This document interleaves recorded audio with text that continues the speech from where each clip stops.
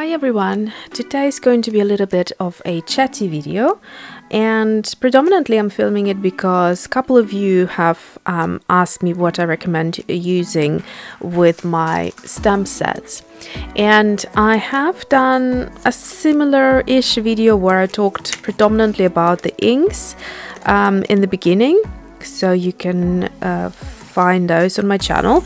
But today I want just to go through step by step in terms of what I use, and it's just only a few things. As you can see, it's the acrylic blocks for the stamps, so I'll talk you through those. The inks I will briefly mention again, the brushes, pen, and then a couple more things, or actually just washing, because this is also an ink. So let me try to be organized today, and basically and of course the sketchbook itself. So the one I'm using is the MD Cotton Book by Midori, and I think a few of you have said that they are sold out, and I really hope that they're going to bring them out again. I think on Amazon UK they were sold out, if I'm not mistaken. But yeah, it's such a good sketchbook because the paper is somewhere in between Tamoy River and artist grade watercolor paper, so it's not really that thick, but it's also not too thin, and the ink draws beautifully on it, and I find that with a little bit of watercolor, so quite little of the watercolor, it just looks so beautiful.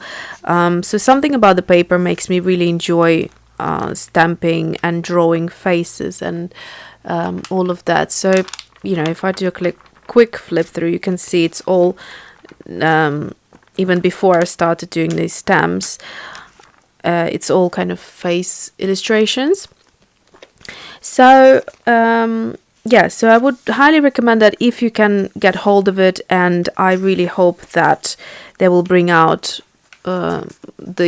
this sketchbook back in stock, because it's a good one, and I need more, because I am halfway in, as you can see, and it's filling up nicely and feels good. And what I do typically at the back of it, I just experiment with new pens that I buy and do some swatching and just kind of like random doodling. So it kind of makes me understand whether a medium looks good on this paper or not. So for example, these I would not use here. So these are the Vicky Boutin art crayons. They seem to bleed through, and it just kind of, I don't know, the ink on the other side, you can see that. So this was a ballpoint pen. It just looks pretty bad if you apply a bit of that art crayon on the other side. So yeah, certain things work, certain things don't. The stress oxides look also very beautiful in this paper, but they do bleed through in certain areas, so they bled through even onto the page after, so you need to be careful. But watercolors are absolutely fine, and they look very pretty as well. So that is why I'm recommending this one. Along with any sketchbook, I have been using this Illustrated Faith Bible mat, and I try to mention it as often as I can, because it really has helped me a lot, especially working with Tamoy River paper and this paper, because it's quite fine. So if I don't want any indentation on the page that's underneath it, then I just put the mat here, and then when I'm going to do some drawing and press hard with maybe pencils or ink, fountain pens or whatever pens, that really helps. Also, if you're working with a lot of watercolor or some medium that will bleed through, then at least you are sure that it won't go through onto this page. So it's just a really useful little tool here, and there's some lines, so if you wanted to write something which is in a straight line. You could do that as well by rotating it to the other side and just moving it around to wherever you want to write anything in a straight line, if that's what you wanted to do. Obviously it works on a thin paper because it's designed for Bibles, and hence Bibles have a very similar paper to Tamoyo River, which is very thin, and you can see through. So there you go. I know you can see already, but here's a little close-up. Okay, so that's just to mention the sketchbook. The next thing I would talk about is the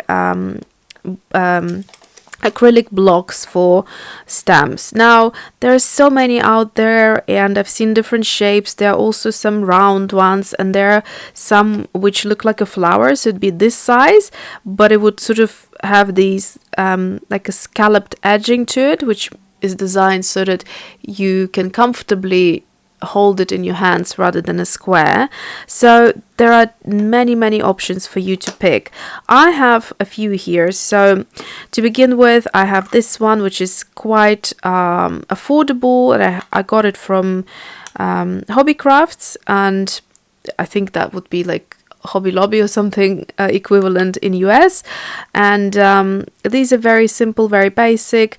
They have the grid line, which really helps to kind of position things, and you know, there are some inches on some of them, and some of them have centimeters, so you can use that. I don't really use it for that reason, because I don't need to have anything straight, but it is useful to have it anyway. And then I have this major big one, which is for bigger stamps, so you can put a big one on here and then just stamp it, but I hardly ever use it because I prefer to work with smaller pieces. So this is where the next point is. I tend to use a few of them at the same time if I am creating something and I know I will need the same stamp a few times. So for example, for the florals, I would attach a stamp onto a block and then keep it there if I know that I want to use it maybe 2 or 3 times and come back to it. So instead of, you know, taking it off and putting it back on and then using something else in between, going back to it, just keep it on one block, and that is what really helps as well in time saving. So that's a cheapy kind of affordable version. And the only thing, I mean, they're absolutely fine to use. The only thing I would say is that the corners tend to be quite sharp on some of them, so just be wary. Like this one has rounded corners, so it's not feeling sharp. This one has quite sharp corners, which, you know, I don't think you could cut yourself, but you could definitely scratch your skin with it. So keep that in mind, especially if you're working with children, or if you want your child to use your acrylic blocks, then make sure you get something with rounded edges. So that's what you would get for an affordable price. Now this set, which I bought a while ago, actually a few years ago now, is from Altenew, and it's the Altenew acrylic block set of 4, and it's such a good quality. It comes in this plastic box, which makes it storage very easy, and you basically get 4 blocks, and these are the sizes. So you get 2 by 1 inch, 3 by 2 inch, 4 by 3, and 6 by 3, which allows you to go from something as large as this, so it's a nice long one, and narrow, so you could, you know, create pieces like that. I actually haven't used it once, I don't think, because I haven't used a large stamp to go with it, but I have used this one a number of times, which is just a kind of like a regular size, and that would be great for, again, that would be too big for the face. The largest stamp I have in both of my stamp sets is the face, and that face fits perfectly onto this size here, the 3rd one. So I absolutely love these two, and I use them like on a daily basis. If I'm stamping, I will be using those in conjunction with these two, because this is a nice square and this is also another one of those bigger ones. So it really depends what you are stamping. I'm just walking through what I use on these stamps, because you can see the sizes of these flowers are quite small, so I like to use this one, and then in most of them, but like for example this leaf and this flower, this one fits. So everything else, so the hydrangea flower and this double leaf, I would use on something like this or something like this. So yeah, and then the rest, so like the face, the eyes are perfect for this little one. They just work so well. Lips I tend to put on a corner, so they're easier to stamp, like on a side of this one as well. So everything works with this stamp or the acrylic block, except for the hairband and the face shape, which I then tend to use with either this one or this one for the bun, because it's a perfect sizing as well. So that's that, and of course they are thicker, so you can see this is an affordable one and this is the Altenew, so they're much thicker. The acrylic seems to be a better quality. They're beautifully made, really high quality acrylic block, and then the edges are rounded, so there's nothing sharp there, and just beautifully made. There is no numbers here, just a simple grid. With the other ones you get numbers, but like I said, I never even use it, so I don't really mind.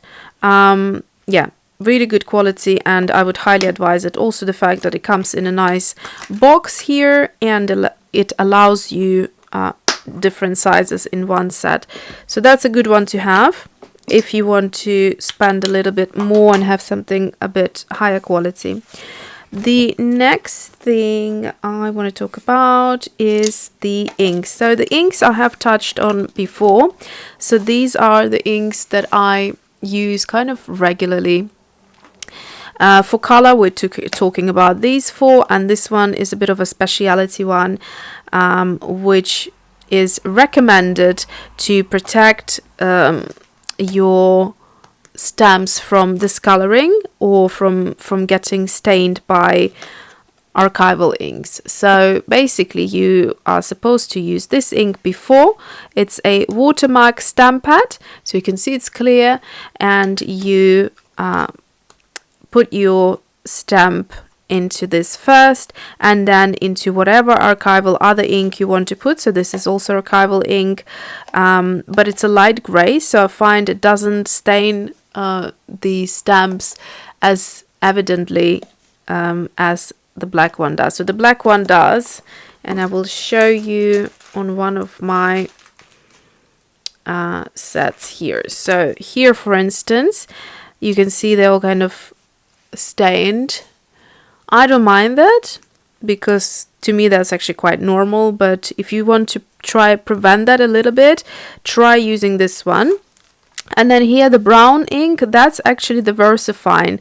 I like the color. It's a brown, beautiful kind of like a, I'll show you actually, I've got it here. It's a beautiful color to stamp with, but it's so juicy that you just get it everywhere, and even inside, like in the space inside the stamps as well. So it kind of makes it look dirty pretty quickly. That's the only thing that I kind of do mind, so I need to make sure to wipe them straight away. But I don't know, I just that's the only thing. But the black one I don't really mind. So let me show you the brown. Okay, so here's one example here. So this is the vintage sepia. It's a beautiful color. It tends to stamp a slightly wider line. So if you want a detail, like I wouldn't recommend stamping the flowers with it. So this is the color here. You can see it again. Because the flowers are designed to be very thin, very fine line. And I'll show you again. So the FOTD set, which is the face of the day set, I designed to have a thicker line, so it's looks more sketchy and drawn, whereas these I wanted to be super fine so that we could then work with the flowers and create something where you not necessarily are going to see the line, but maybe you want to draw on top, or you want to have a thinner line. So they're delicate, just like flowers are. So this is why I wanted to have a much thinner line, and I find the flowers look a lot better with a fine line. So yes, wouldn't recommend VersaFine for the fine line. However, if you're stamping with a regular line, it's a nice color, but be aware it's quite juicy and therefore quite messy to work. I tend to dirty up the paper or the page where I'm working, making loads of little marks like I don't do with any other. So it sort of requires a little bit of patience. The other two are my also favorite. This is just quite simple, black, and it's a waterproof, so that's basically archival ink for you, and you can go over it with watercolor and the line won't budge. This is a shadow gray. It's a very light ink. Now I don't really use on my stamps, but I do like it for it's like one of my favorite colors along with this one for date stamps and like little wording and all that sort of like sentiment stamps. It just looks really cool. The color is kind of like it says shadow gray, you know, it's in the background, and very subtle color, so very nice.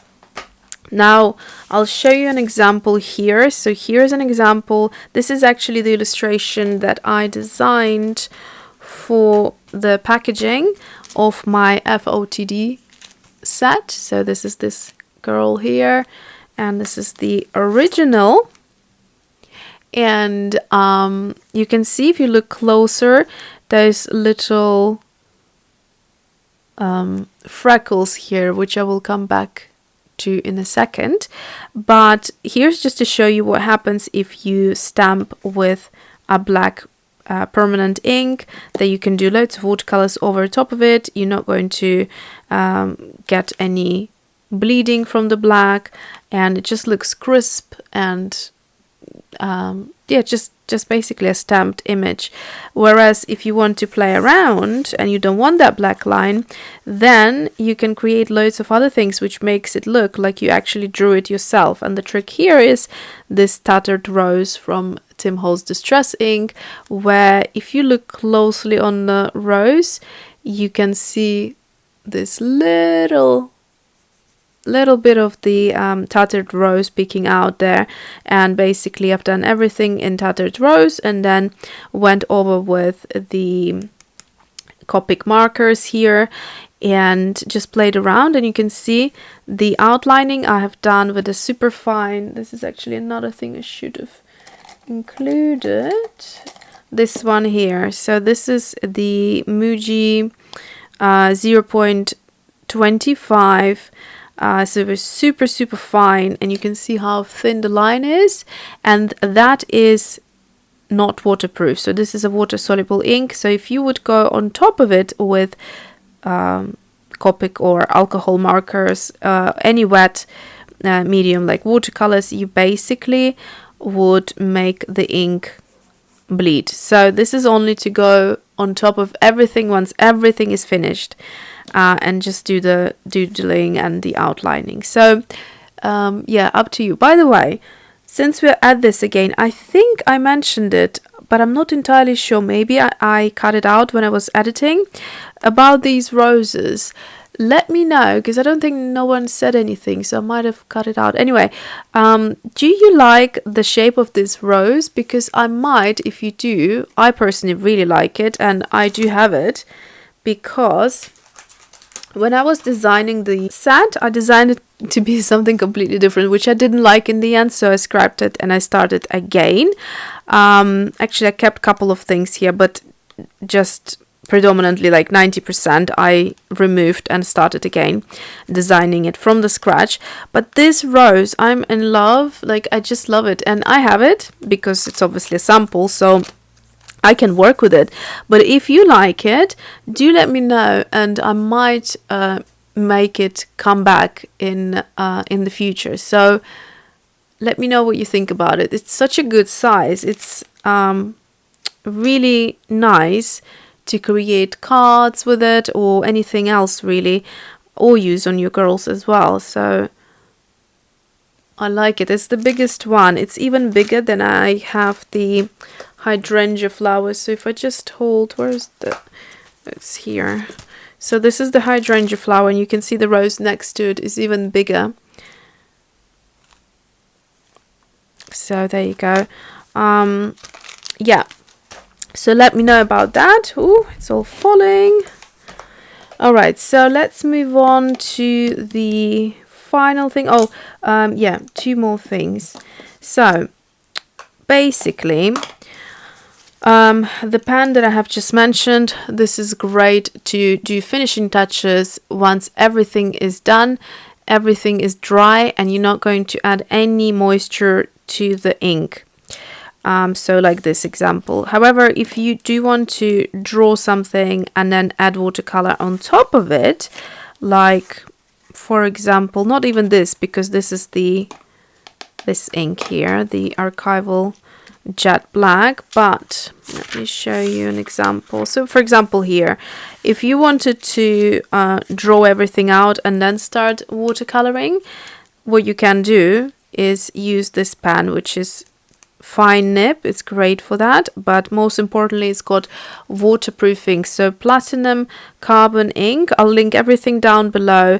What I would recommend is buying the cartridge and buying a nice bottle of ink, and then you just have a great supply of ink and you don't need to buy the little cartridge inserts. However, it's up to you if you prefer to buy just the inserts and every time throw them out and then load a new one. That is up to you. I prefer to do the old school, you know, tip it into the nice bottle of ink, screw the little converter, load up the ink, and basically do it that way, because that allows you to also change the ink. If you ever would want to use a different ink, you just empty that ink, wash the cartridge in warm water, and then you load the ink cartridge with any other ink that you want to. So that's what it's good for. And it looks like, let me try and show you. This is what it looks like. It's got a nice gold to it, and it's quite beautiful actually. It's got a nice weight to it as well. So I will link all 3: the pan, the ink converter, I keep calling it cartridge, ink converter, and the ink bottle. And I think when you buy this pan, it comes either with 1 or 2 cartridges included, so you're good to go. But in case you wanted some extra ink, right, so then I would also recommend, in terms of a brush, a lot of you have asked me, Silver Black Velvet Round 4, simply because it seems to be doing a brilliant job with the style that I'm working on. So when I'm working on the faces, it's really nice in terms of how it mixes the watercolor with the water, so pigment to water ratio, and then also great control. There is enough moisture there, so you don't feel like you just you know, watercolor does need a lot of water, so that's what it's great for. And yeah, so it's also good for detailing. The size of it allows me to go into smaller areas, and I don't feel like I'm, you know, something like this, obviously a brush like this would just blob large amounts of moisture there, and I just don't need that for these sizes. So I would recommend this size for the where is it gone now, for both the FOTD and the, where's the other one, and the florals. So I had to pick it up, fell on the floor. So yeah, for this size, this is the brush I'm recommending. Even for the face, it just seems to be doing a great job. Right, the final thing to mention is, so in the tutorials that I have created, and there are quite a few of them by now, you can go and have a look, I talked about masks. And the masks, so when you're working with these sets, so these are for them, I'm keeping them, so they're unopened, clean ones.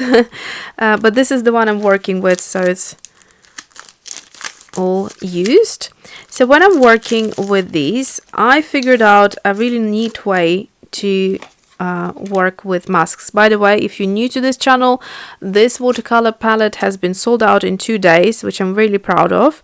And a lot of you came through saying that you want more, so I am working on it, and they will be available back in stock in November, like towards end of November. So keep checking my Etsy shop, which is Alyona Creates, but I will definitely let you know on my social media, so either on Instagram or YouTube, wherever I can, I will let you know that they're back in stock so that you can get a palette for yourself. Right, so here's what I'm recommending for masks. Instead of sticking them with washi at the back, which kind of makes them fall off a lot of the times, I now store them in a nice glassine bag. So you can get these on Amazon, a bunch of these. It's just called glassine envelopes, and the size is 72 by 100 millimeters, and that would be 7.2 by 10 centimeters, and it's a 100 pack. And basically what they're good for is keeping your masks in there. So a mask is when you stamp an image, cut it out on thin paper, and then use it as a mask. So then I have all of them in one place, depending on what I need to do. Then I need just a little bit of washi and just stick it and create a mask. And then if I want to overlay stamps, I can do that. So I've done it here. So to create this overlapping, what I did was I first stamped a large flower. You can see there is a tutorial for this, so you can have a look. So I put my washi here, then I take a next flower, which was this one. I stamp it overlapping this paper, and I stamp it overlapping this one as well. And then when I lift it, it looks like it's sort of sliding behind the larger flower, because the rest of it was stamped on the mask.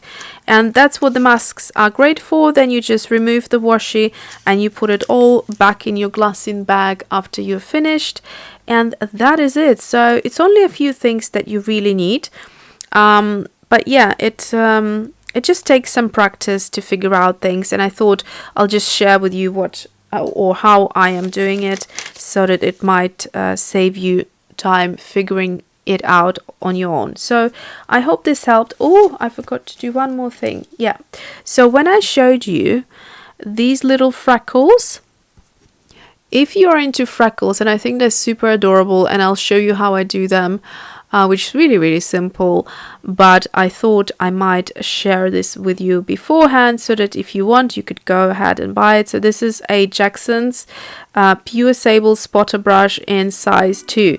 So this is fantastic for little freckles. There's just something about this brush that holds just the right amount of water to pigment ratio to make the perfect little freckle mark. I have not found any other brush. Like, I have loads of fine tip brushes, loads and loads of them, but I find this one is just the perfect brush for freckles. So in case you're interested, like I said, I will link everything down below, and I can see it's another half an hour video. What can I do? I hope you enjoyed it regardless, and thanks for watching, and see you soon.